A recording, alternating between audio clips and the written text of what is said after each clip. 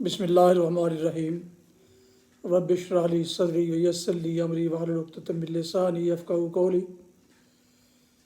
محترم ویورز، السلام علیکم ورحمۃ اللہ وبرکاتہ۔ امید ہے اللہ تعالیٰ کے فضل و کرم سے خیریت سے ہوں گے۔ اللہ تعالیٰ آپ کو، آپ کے اہل خانہ کو ہمیشہ اپنے حفظ و امان میں خوش رکھے، آباد رکھے۔ راہ ہدایت و نجات کے سلسلے کا ولاگ درس قرآن کا آغاز کرتے ہیں۔ روحانی اور قرآنی سلسلے کا یہ ولاگ جو سراسر باعث خیر، باعث برکت اور باعث ثواب بھی ہے، نور ہدایت بھی، میں روزانہ کی بنیاد پر اپنے یوٹیوب چینل بشیر رشیدی سے پیش کرتا ہوں۔ اللہ تعالیٰ کی رضا کے لیے، عوام الناس کی آگہی اور تعلیم کے لیے اللہ تعالیٰ میری یہ کاوش قبول فرمائے، آمین، اور اس پر عمل کرنے کی ہمیں توفیق عطا فرمائے، آمین۔ شروع کرتے ہیں درس قرآن۔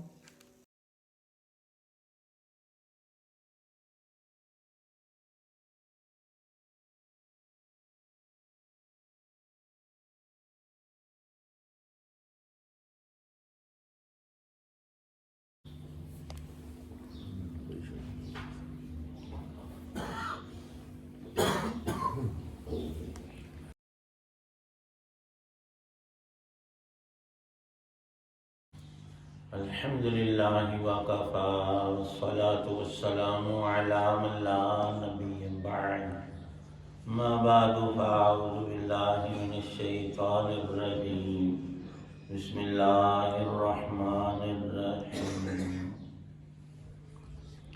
وَأَقِيمُوا الصَّلَاةَ وَآتُوا الزَّكَاةَ وَمَا تُقَدِّمُوا لِأَنفُسِكُم مِّنْ خَيْرٍ تَجِدُوهُ عِندَ اللَّهِ إِنَّ اللَّهَ بِمَا تَعْمَلُونَ بَصِيرٌ۔ صدق اللہ العظیم۔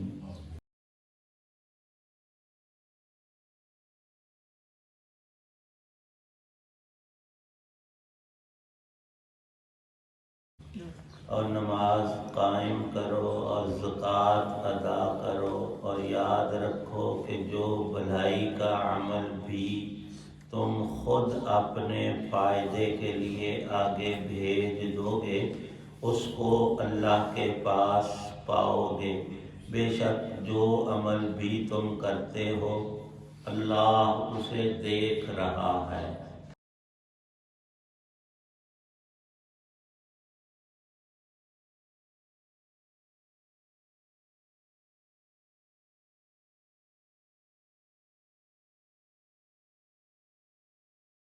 سورۃ البقرہ کی آیت 110 ہے۔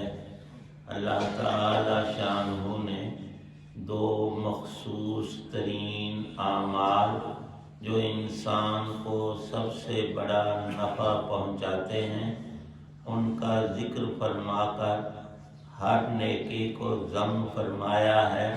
وَمَا تُقَدِّمُوا لِأَنفُسِكُمْ۔ قرآن پاک کے کمالات اور خوبیوں میں یہ بھی ہے، کسی ایک ہی مقام پر انسان رک کر سوچے تو اس کے لیے سارا جہان روشن ہو جاتا ہے۔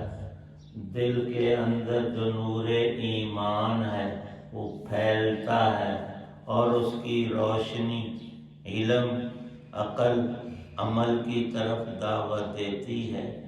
جیسے سورج نکلنے پر انسان کو ساری چیزیں نفع نقصان کی سمجھ آتی ہیں، دکھائی دیتی ہیں، اندھیرے میں پتہ نہیں چلتا کہ یہ سانپ پڑا ہے یا رسی، اور جب روشنی ہوتی ہے تو انسان کو پہچان ہو جاتی ہے۔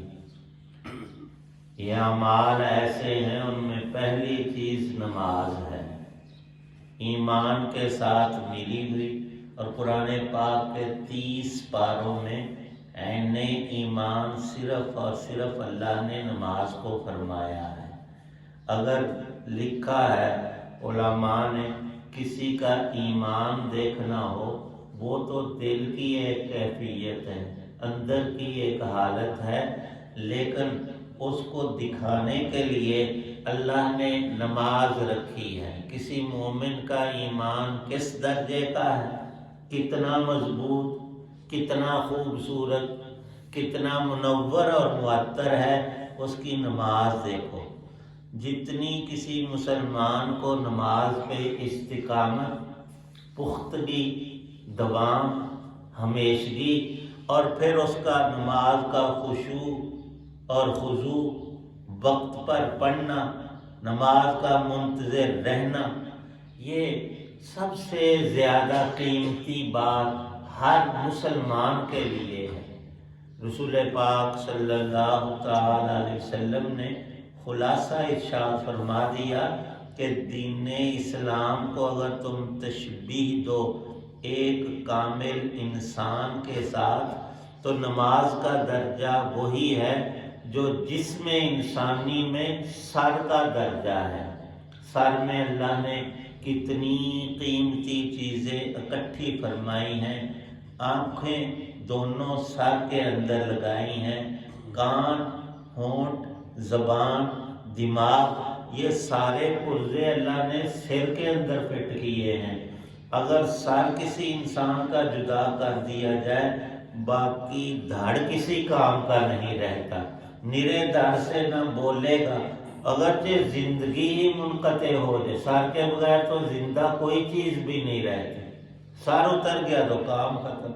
لیکن پھر بھی اگر باقی جسم کو لیا جائے تو وہ دیکھے گا بھی نہیں، سنے گا بھی نہیں، بولے گا بھی نہیں، سوچے گا، یعنی کسی کام کا نہیں۔ تو بے عین ہی اس سے بڑی مثال کہیں ہو ہی نہیں سکتی جو اللہ کے رسول صلی اللہ تعالی علیہ وسلم ارشاد فرما رہے ہیں، اور ارشاد فرمایا قرۃ عینی فی الصلاۃ، نماز میری آنکھوں کی ٹھنڈک ہے۔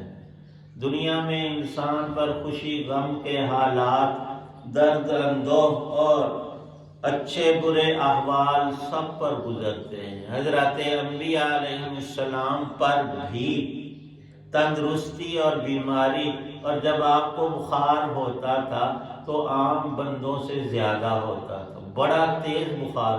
اس کی وجہ یہ لکھی ہے کہ بدنی طاقت بھی اللہ تعالی شانہ نے اپنے انبیاء علیہ السلام کو دوسرے لوگوں سے کہیں زیادہ دی ہوتی تھی، تو اسی اعتبار سے یہ حالات پیش آتے۔ آپ بلال کو فرماتے تھے ارحنی، بلال مجھے راحت پہنچا، نماز کا ٹائم ہو گیا، اذان پڑھ ہم نماز پڑھیں۔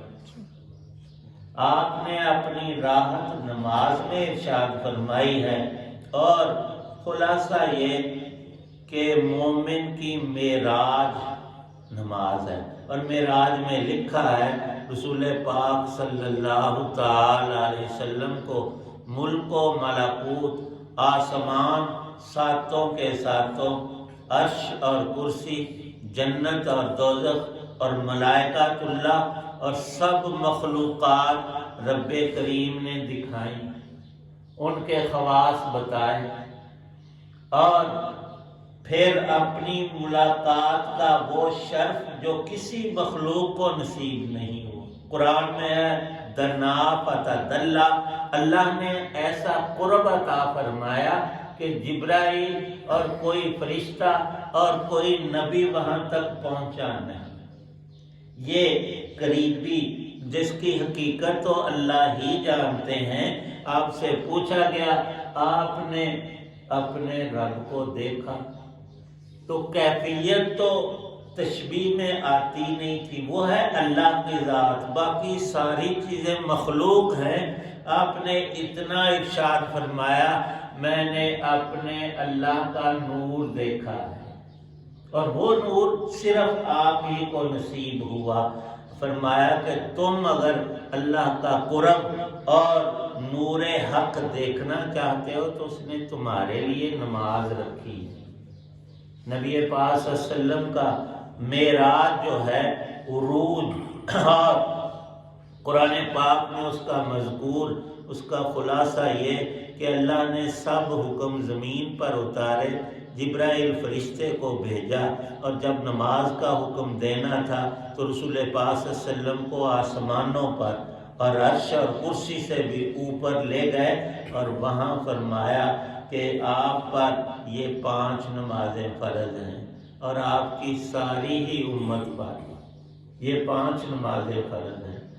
اب نماز کا انتظار فرمایا، جب تم مسجد میں آتے ہو یا اذان ہوتی ہے اور تم وقت کے انتظار میں بیٹھ جاتے ہو، جماعت ہوگی ساتھ پڑھوں گا، تو وہ تمہارا نرا بیٹھنا نہیں، فرشتوں کو حکم ہوتا ہے اس بندے کا لکھو یہ نماز پڑھ رہا ہے، جتنا نماز پڑھنے کا ثواب ہے اتنا ہی ثواب نماز کے انتظار کا ہے۔ لیکن ہونا یہ چاہیے کہ نماز اصلی ہو۔ اصلی سے کیا مراد ہے کہ ہر نیک عمل وہ میں اپنے لیے کرتا ہوں، آپ اپنے لیے کر رہے ہیں۔ ہم جو کہتے ہیں کہ ہم نے اللہ کی عبادت کی، وہ بات تو درست ہے، لیکن رب کے فائدے کے لیے نہیں، فائدہ میرا ہے اس میں۔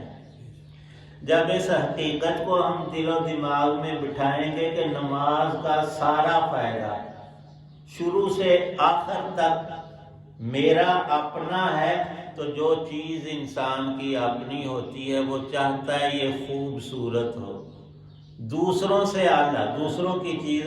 تو یہاں ہونا چاہیے، اللہ پاک نے ارشاد فرمایا سابقو، آگے بڑھنا ہے نا، تو دنیا کی چیزوں، مال منال، عہدے اور شہرت میں آگے مت بڑھو۔ تمہارے لیے اللہ نے میدان رکھا ہے نیکی کا، نماز کا، تلاوت کا، ذکر کا۔ تم نیک اعمال میں دوسروں سے آگے بڑھو، اور اس یقین کے ساتھ کہ اس کا ثواب، اس کا اجر اللہ نے مجھے عطا ضرور کرنا ہے۔ پھر نماز میں دل لگے گا، سرور آئے گا، اور بندہ چاہے گا کہ میرا قیام اور نماز کی تلاوت اور رکوع اور سجدہ ذرا لمبا ہو۔ کیوں؟ اصل چیز جو میرے پاس رہنی ہے، موت کے وقت بھی جدا نہیں ہوگی، قبر میں بھی، برزخ، حشر، قیامت کے دن، جو ایک دن 50,000 سالوں کا ہے، یہی نماز اور تلاوت سایہ بنے گی، اور اس وقت ہماری سفارشیوں میں شامل ہوگی۔ اور پھر ارشاد فرمایا کہ نماز کا قیام اور اس کی استقامت اتنی عظیم اور عجیب چیز ہے۔ نمازی جب تکبیر تحریمہ کہتے ہوئے ہاتھ اٹھاتا ہے اللہ اکبر کہنے کے لیے، تو السلام علیکم تک، نماز کے اختتام تک نمازی پر اللہ تعالی شانہ بیر کی، رحمت کی، برکتوں کی بارش کرتے ہیں۔ ہم تو شادی بیاہ میں کئی لوگ رسم کے طور پر نوٹوں کی بارش کرتے، لوگ کہتے ہیں واہ واہ۔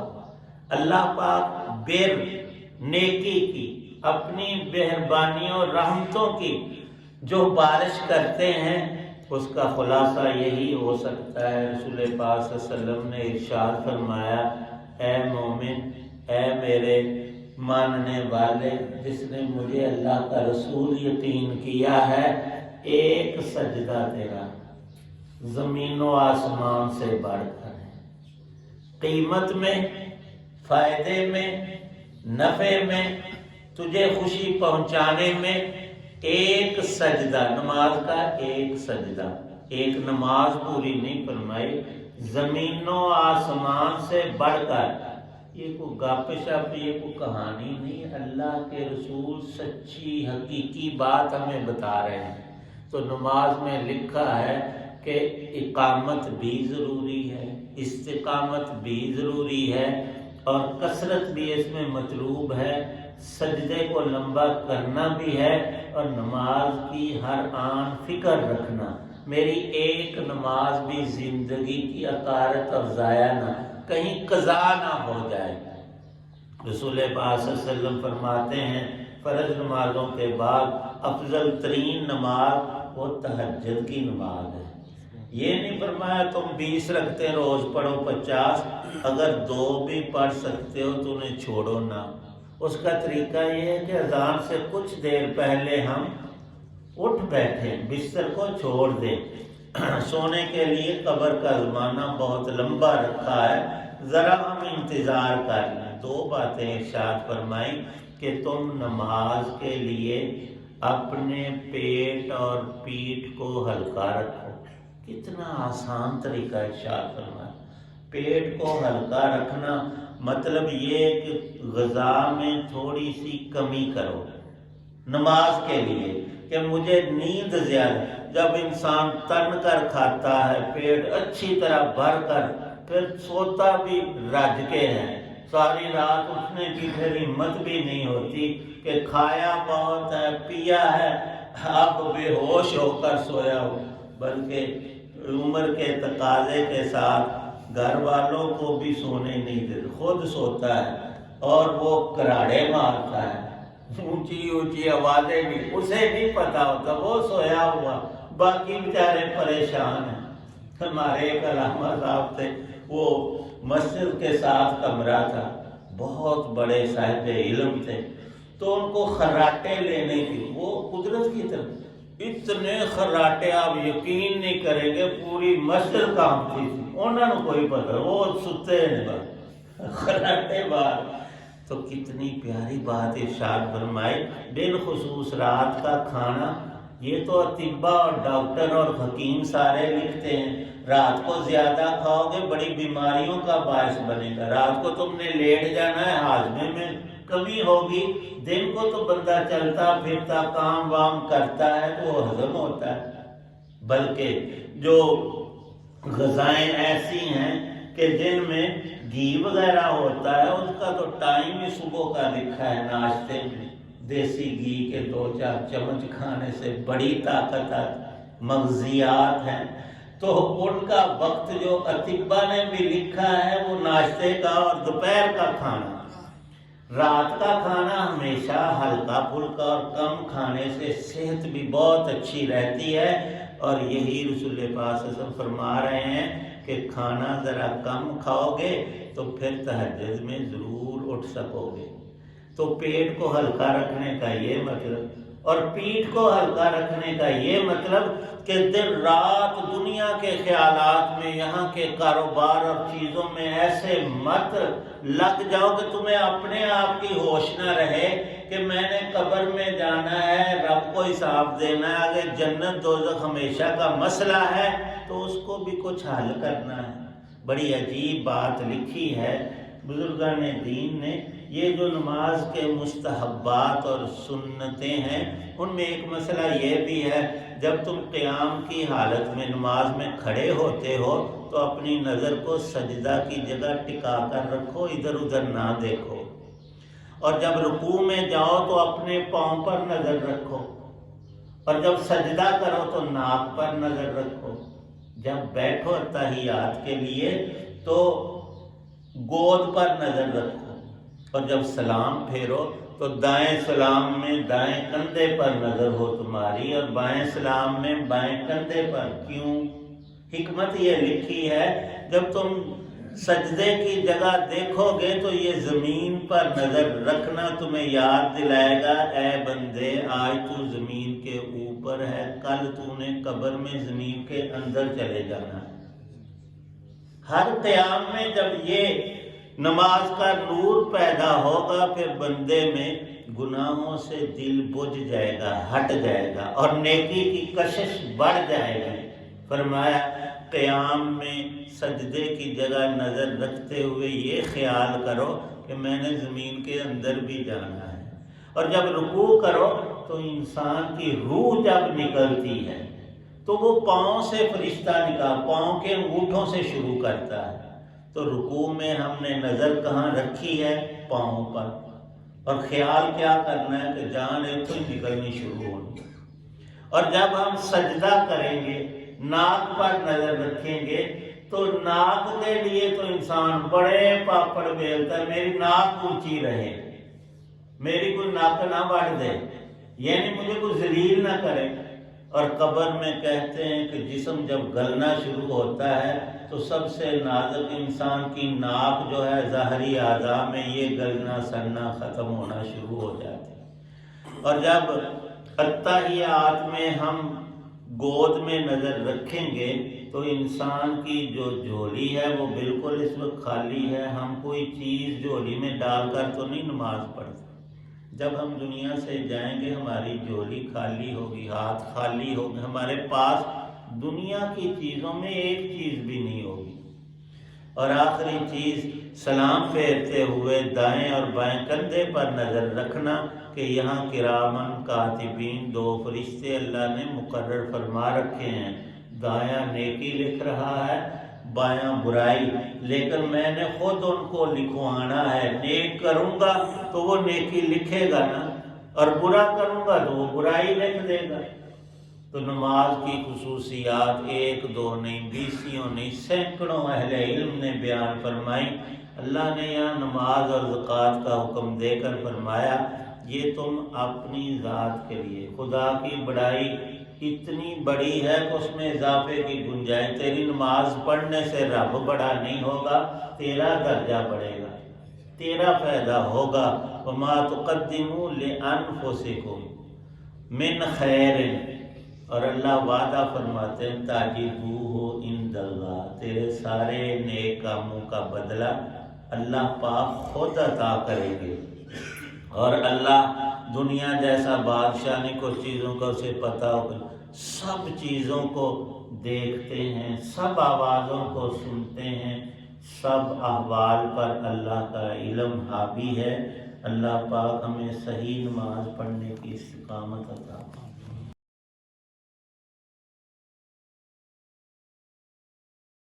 الحمدللہ رب العالمین والصلاة والسلام علی رسول النبی الکریم. اللہم اعنا علی ذکرک شکرک وحسن عبادتک. ربنا اتمم لنا نورنا واغفر لنا انک علی کل شیء. بیماروں کے لیے دعا فرمائے اللہ، سب مریضوں کو شفا دے. ہم میں سے ہر ایک کو سب بیماریوں سے اپنی حفاظت نصیب فرمائے. اتنی ہماری زندگی ہے، ایمان کامل، بدن کی تندرستی، نیکی اور نماز پہ استقامت عطا فرمائے. قرآن پاک کی تلاوت اور سمجھنے عمل کی توفیق عنایت. صلی اللہ تعالی علی خیر خلق محمد وعلی آلہ وصحبہ وآل بیتہ.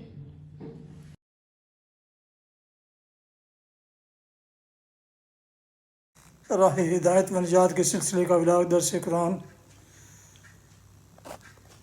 جو روحانی اور قرآنی سلسلے کا ولاگ باعث خیر، باعث برکت اور باعث ثواب ہے، اپنے یوٹیوب چینل بشیر رشیدی سے پیش کیا. درس قرآن آج کے درس میں سورہ البقرہ کی آیت مبارکہ 110 کی تلاوت، ترجمہ و تفسیر بیان کی گئی. مدرس تھے جناب مولانا محمد اقبال صاحب. اگر آپ نے اس چینل کو ابھی تک سبسکرائب نہیں کیا ضرور سبسکرائب کیجیے گا، اور اگر پسند فرمائیں تو دوستوں سے شیئر کر کے، لائک کر کے بیل آئیکن کو بھی پریس کر دیجیے گا، تاکہ آنے والے ایسے روحانی اور قرآنی نوٹیفیکیشنز آپ تک اور دوستوں تک باقاعدہ اور بر وقت پہنچتے رہیں. یقیناً اس کا آپ کو دوہرا اجر ملے گا انشاءاللہ. اپنا بہت خیال رکھیے گا. اپنی دعاؤں میں اپنے وطن، پیارے وطن، والدین، دوست و احباب کے علاوہ اس ناچیز کو بھی اگر شامل فرمائیں تو انتہائی شکر گزار ہوں گا. اللہ تعالیٰ آپ کو، آپ کے اہل خانہ کو، بچوں کو ہمیشہ خوش رکھے، آباد رکھے، شادباد رکھے، آمین. السلام علیکم ورحمۃ اللہ وبرکاتہ. پاکستان زندہ باد. اللہ حافظ.